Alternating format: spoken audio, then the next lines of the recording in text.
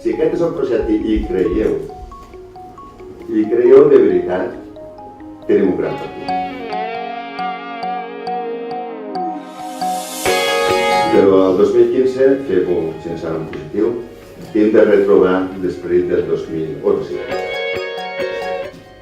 Andorra té un gran futur. Jo n'estic completament convençut.